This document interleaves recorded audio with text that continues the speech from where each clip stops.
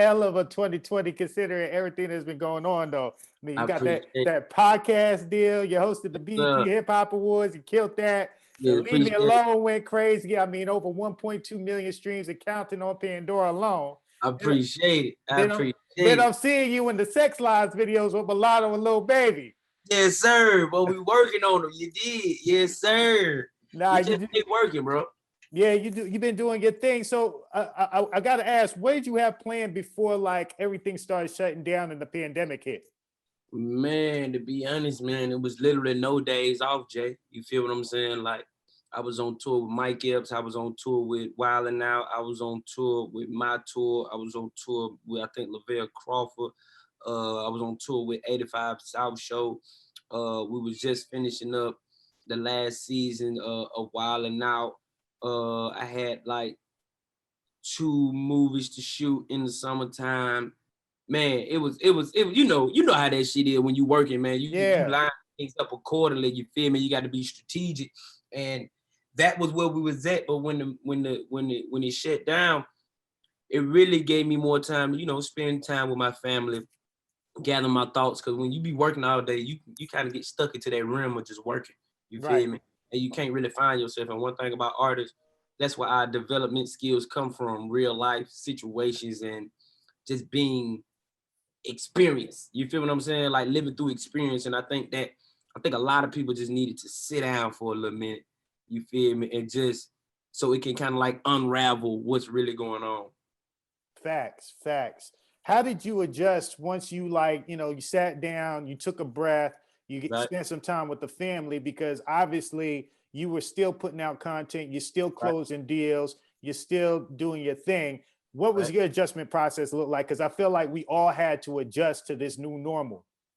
You know what it was? It was just more so like, all right, now that we sit down, what can we do while we sitting down? You feel what I'm saying? Like it just can't be just sitting down and you waiting on that to come back. Like, what if that never comes back? What if we have to be like this for 2-3 years?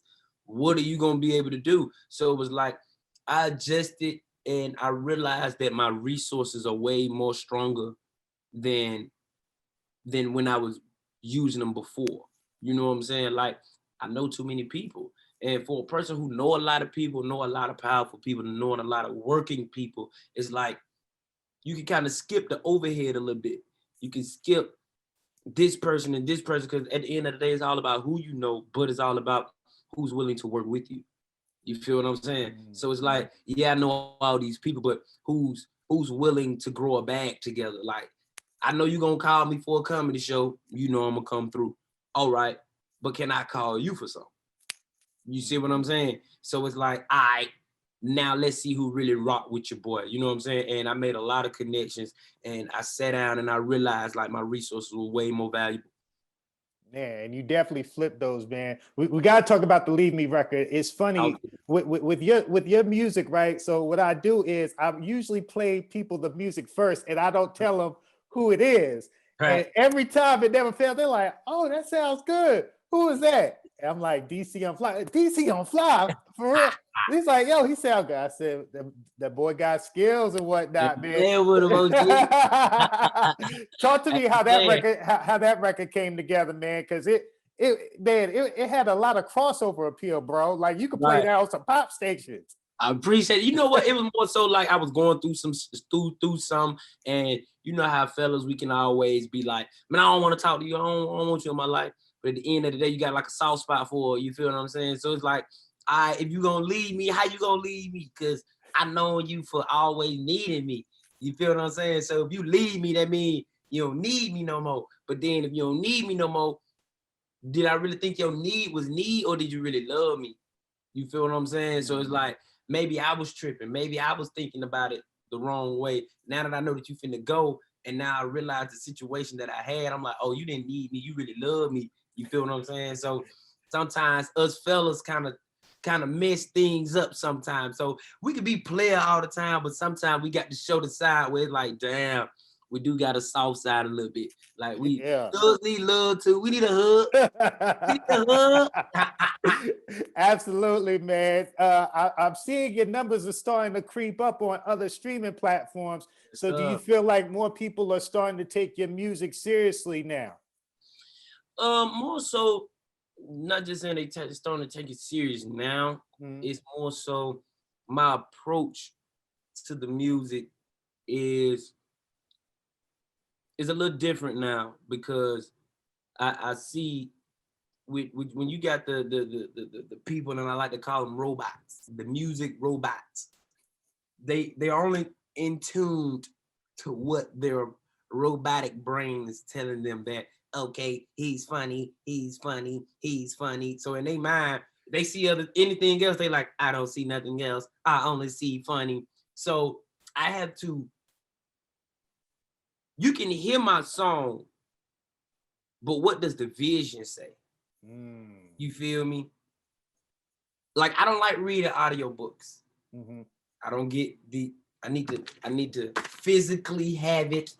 Right. Somebody, you can read this book to me and I'll be like, but if I go read it physically and I have it in my hand, it's a whole nother understanding. It's a whole nother perspective. So instead of me giving y'all audio, I'm like, you know what? I got to show them.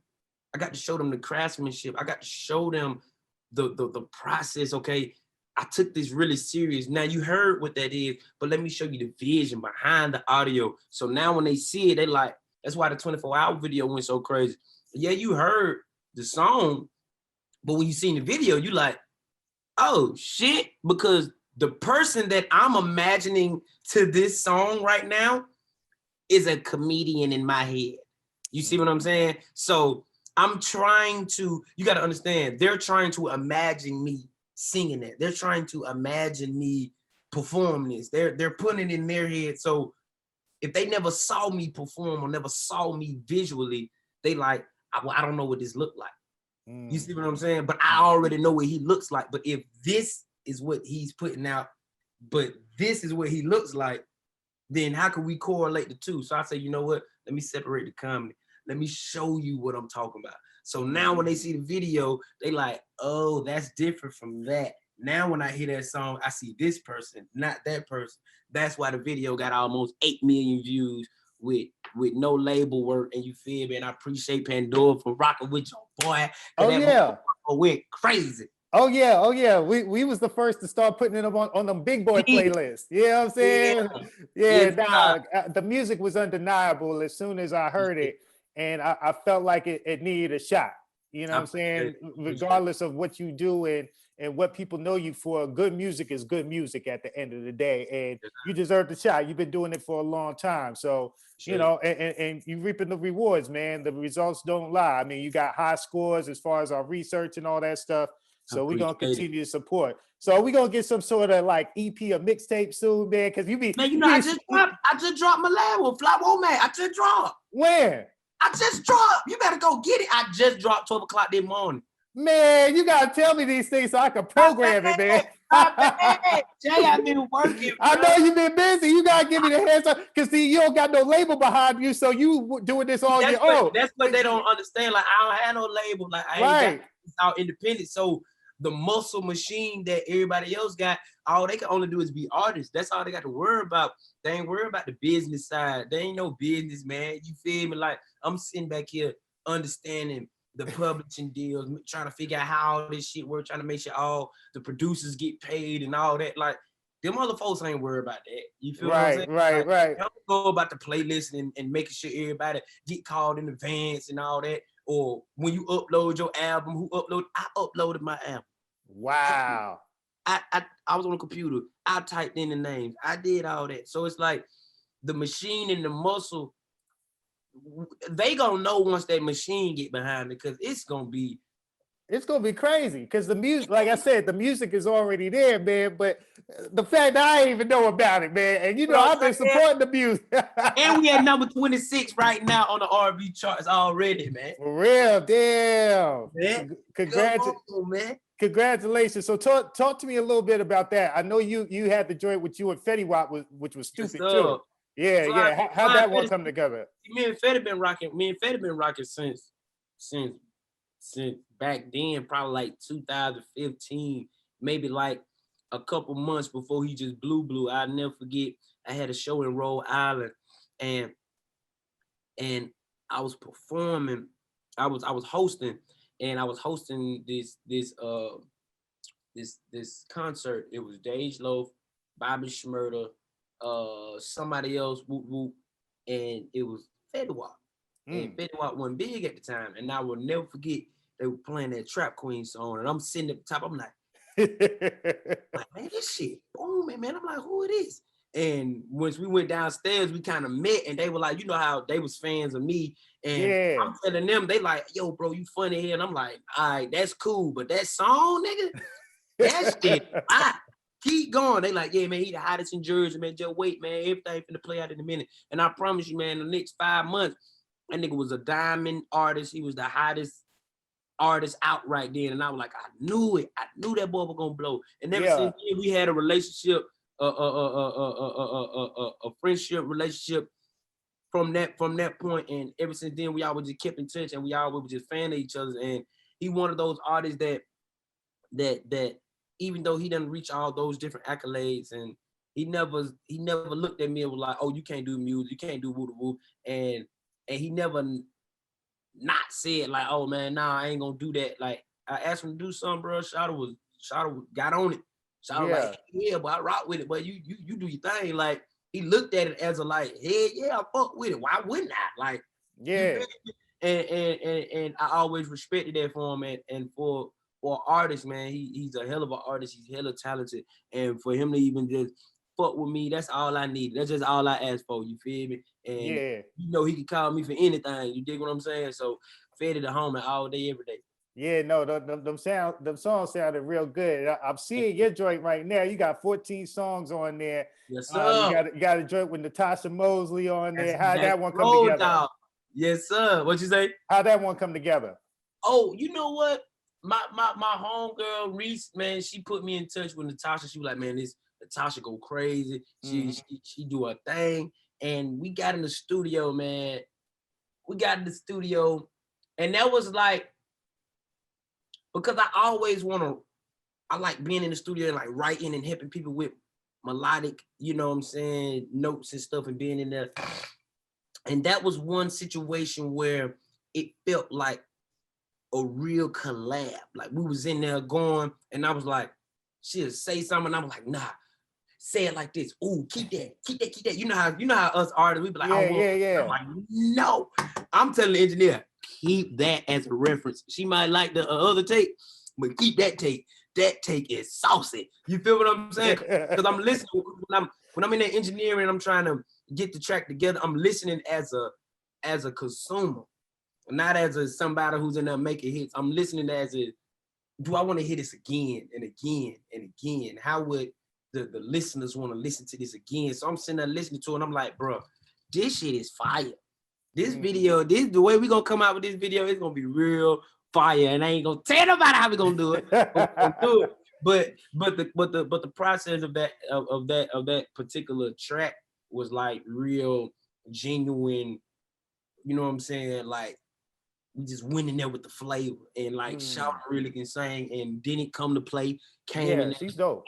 And came in there and played her part. Like, came in there and played it. So since you're pretty much the artist, the label, the person pushing the records and all that stuff, right, which song is the one that I need to go in and playlist it heavy? What's the single? What's the one that we pushing together? A lot of people like She Bad, Deep In. Okay. Everybody teams on, you know. Which one do you have on repeat? But you know, the next album, that's what I got on. Because you know, us artists get tired of our music. Yeah. I'm on the next album. I'm on the next 2-3 albums. I'm like, wait till they hear this one, but they gotta hear these first. You feel what I'm saying? Yeah. I say She Bad, Deep In, and I like Surgery. I like Surgery a lot. Surgery Report was the last song that I recorded for this album. Okay. Surgery was the last song. Bet. I'm gonna check out the whole project. Then we gonna make sure you represent. You gotta give me the heads up. We would have like done a playlist time and all that stuff for you, man. We're gonna talk. We're gonna get out. We're gonna talk. We're gonna get on the phone. How do you find a balance between everything? Because you got a lot going on. And obviously you take, you know, the music seriously, you take the comedy seriously, now the podcast. How in your family life, how are you gonna balance everything out, bro? You know what? Just patience, staying prayed up. You know, like this is a probably the biggest question I ask myself every day that people don't understand, because sometimes it get overwhelming. You know what I'm saying? Like it just take a toll on you, and because you want the world to see the talents that God has blessed you with. You feel me? You like, it's right there. It's right there. It just got to break through the door. And it's like, I got so much stuff and I got so many talents, but that's like a good problem to have. You feel me? When it's like, instead of you saying, oh, they ain't gonna never figure it out. Oh, we ain't gonna never figure it out. Or they might not ever understand what's really going on. No, yes, they will. You just got the patience and you got to pace yourself, and you got to understand, like, if I do comedy that many days, I'm like, I got to take these days off so I can make sure. It's like having children. You have to take time to evenly love each and every last one of your children. Like when I'm at home, if I'm holding my baby, I'm always continuing to tell my firstborn, I love her as I'm holding my second baby. I'm telling my firstborn, come here, let me give you a hug, because I know you done seen me hold your sister for about 25, 30 straight minutes. And I don't want you to feel like I don't love you, or you feel like I'm being secluded. You feel what I'm saying? So it's like having children, and you have to literally evenly love them all. You feel what I'm saying? So it's like my music is like being with a bitter baby mama who won't allow me to see my kid.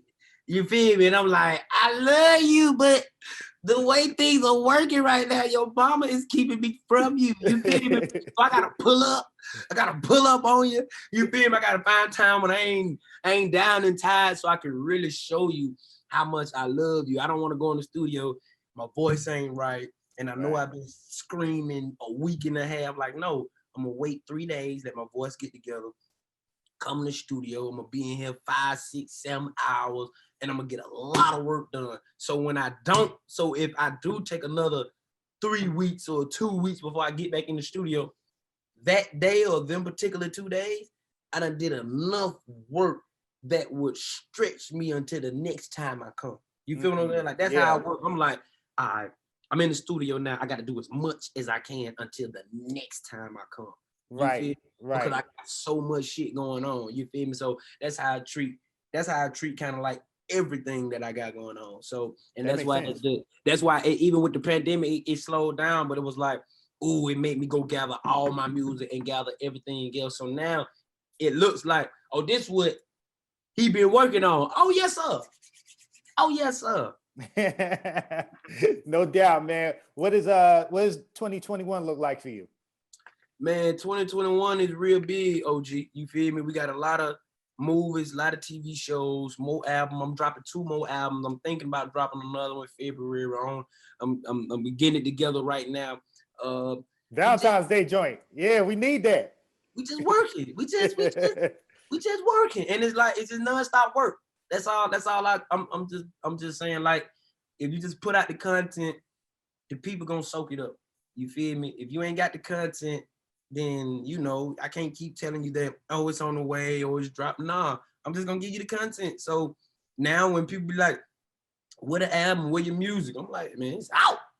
Like, if you looking for me for my work, search my name.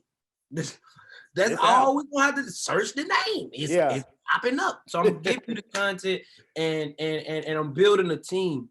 I'm building a muscle machine behind me, because I can only do so much. You know, and when people be trying to do it all themselves, listen, you need help. Fuck all that. You need help. So I'm at the point where I'm building my team, where I'm like, all right, because your brand is everything. How you market yourself, the people are going to perceive you as. So, you know, that is the next step that I'm at, where I'm like, all right, I'm building, my comedy team is already sold up.